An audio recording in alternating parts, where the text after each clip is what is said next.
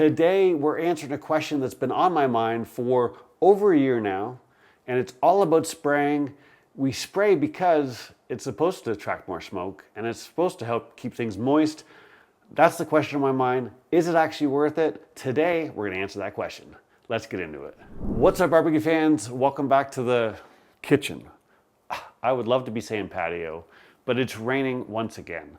I got one weekend of great filming outside, and then it's raining again. But the rain can't stop barbecue.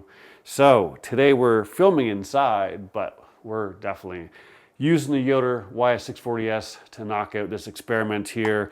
Today we've got some bone-in, what we call pork short ribs from Snake River Farms. I bought these probably 8 months ago, maybe 6 months ago. And I was like, what the heck is that? I just wanted to try it out. And I cooked them on my 32-inch Kamado, and they were absolutely delicious.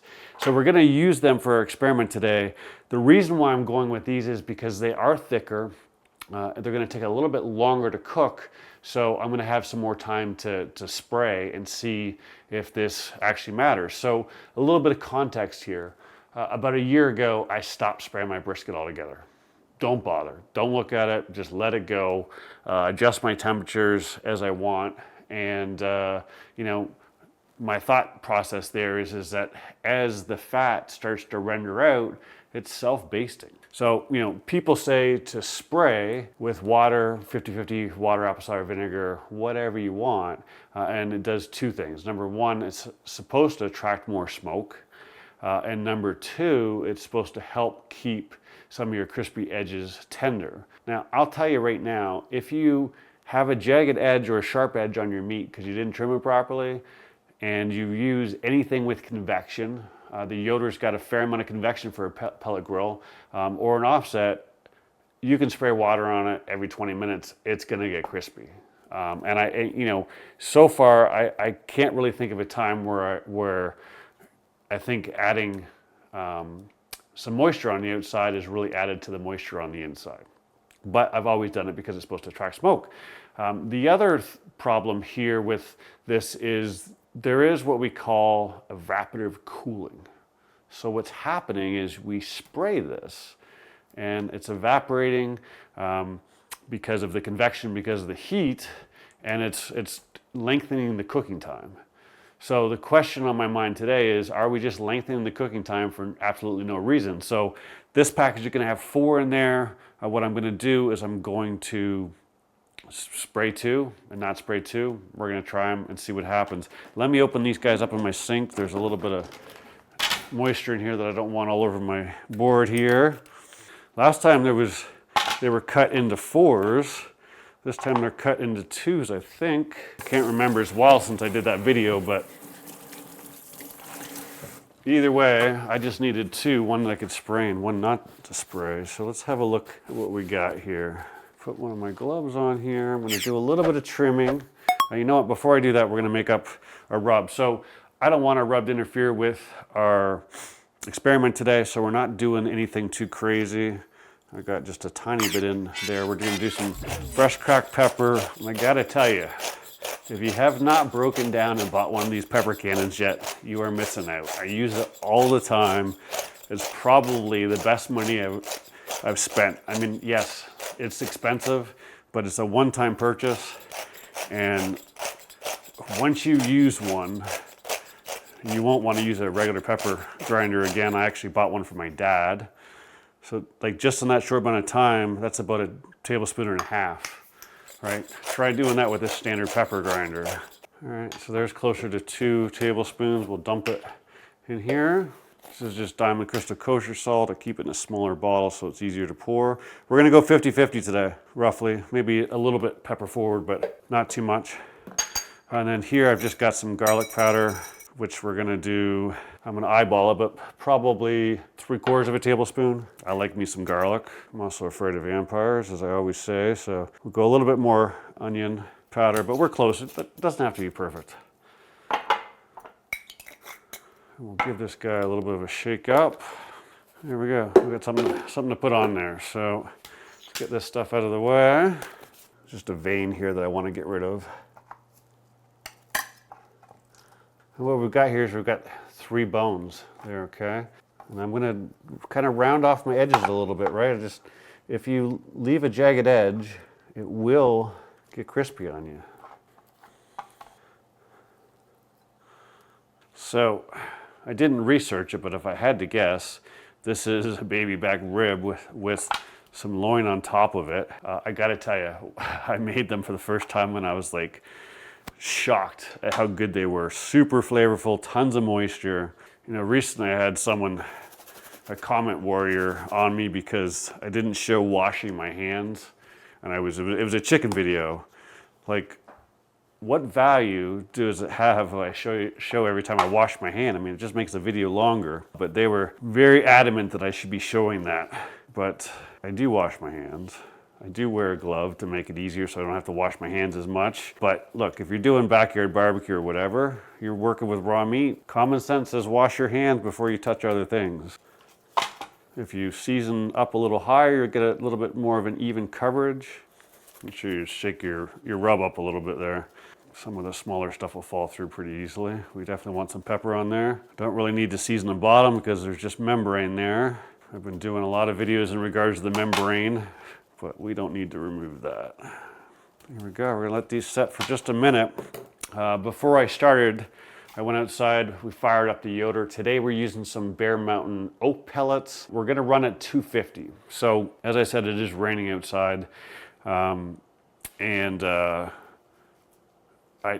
starting a little bit later because it was absolutely pouring and there was no way I could get things covered up properly. So I waited until we had a little lull in the rain and got my umbrella and everything set up.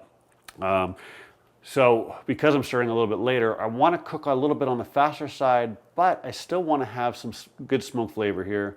On a pellet grill, once you get past 275, the smoke starts to go down because you're burning a clean fire. So if you really want to maximize smoke, I would love to go an hour at 200 first. But today we're dialing in at 250. That's going to give us a happy balance between decent smoke flavor and cook time, right? The one thing I went back and forth on was whether or not to use a smoke tube. I wasn't sure how people would feel about that impeding the results. I mean, both pieces would be getting it, but today I'm gonna skip that and we're gonna go just straight Bear Mountain oak pellets at 250 until these guys are done. I'm not gonna wrap them. Let's go put these guys on. So I said that like I was taking it outside with me, obviously because of the rain, I'm not. So let me talk about putting these guys on the grill. So what we did is we are putting them lengthwise on the top rack. I always like to use the top rack on my Yoder because the smoke rises. I think you get a little bit more smoke there. And what I did is I put them lengthwise. The reason why I did that is because I didn't want someone saying, oh, well, you know, it's closer to the stacks, there's more smoke there. I don't think that'd be a thing, but whatever. And they're equal parts from the back and the front, so they should cook pretty evenly, and the smoke will come over top of them. All right, so it's been about an hour and 15 minutes. About 10 minutes ago, I just went out and I sprayed for the first time.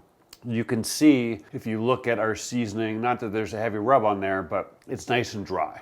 So you wanna wait to spray until it tacks up and gets dry because you don't want your spray to move around all your rub, right? So today I'm using 50-50 water apple cider vinegar because that's probably the most common. I've done it with water. It doesn't really matter, but that's what we're using today. And I'm gonna spray the same one every time. From this point forward, I'm gonna spray about every 45 minutes until they're done. All right, so let me bring you up to speed. These guys have come off and rested for about 50 minutes. It's been, they cooked for about 6 hours. These guys are really chunky, full of meat. I mean, you can just see how much meat is on there. So they do take a little bit to cook.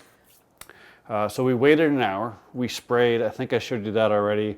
And then every 45 minutes I went out and I sprayed. Again, I only sprayed this one and you know, I sprayed it 5 or 6 times in that time. Tried to keep it moist, is what the spray does, and tried to attract some smoke.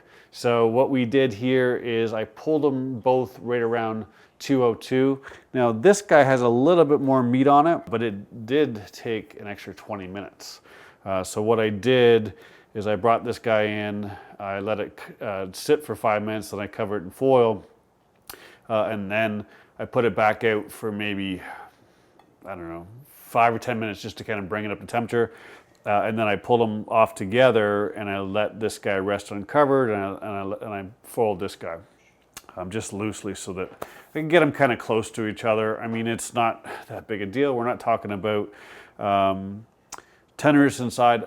I absolutely don't think that any of that moisture leaks down inside and makes it more tender.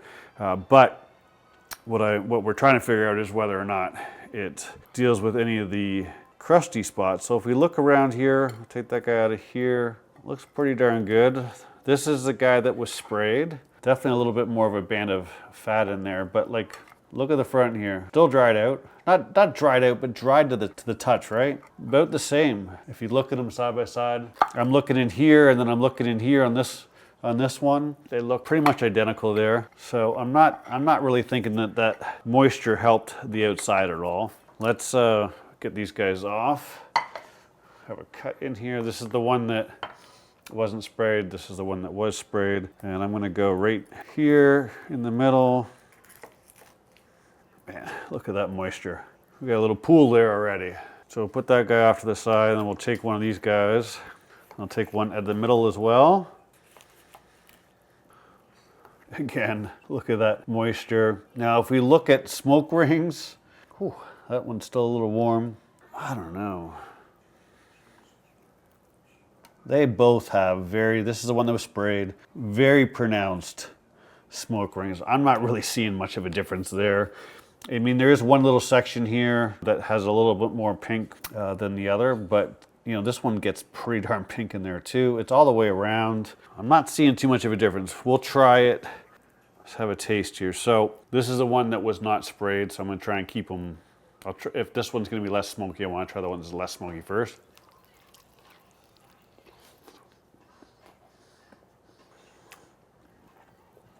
All right, let's try this guy.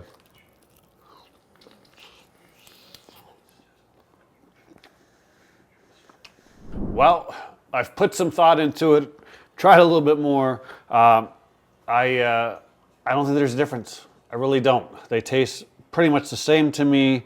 I'm not noticing any smoke difference. I mean, this one's got a little bit more meat on it, so I noticed just a touch more moisture, but it's the amount of meat on it. That's it. Smoke-wise and outside texture-wise, they are pretty much identical. So at this point in time, I don't see the point. I mean, I told you guys I stopped wrapping briskets, spraying briskets last year. I did the same thing with pork butts. I forgot to mention that. And now I don't think I need to spray ribs at all. I did these because these were a longer cook. We went 6 hours, so they would have got sprayed a whole bunch of times, and I'm not seeing a difference. So what I need for you guys to do is do something similar down below. Leave me a comment down below what you think. And if I want to see if anyone comes out and says, nope, there's absolutely a difference. Spraying makes a difference, and I've tried it and I can taste the difference. Let me know. I could be wrong, but in this experiment, I'm calling this a myth, and prove me wrong. If you like the video, give it a thumbs up. If you're not subscribed yet, please do so below. If pork is your thing, I got you covered. I'll see you soon.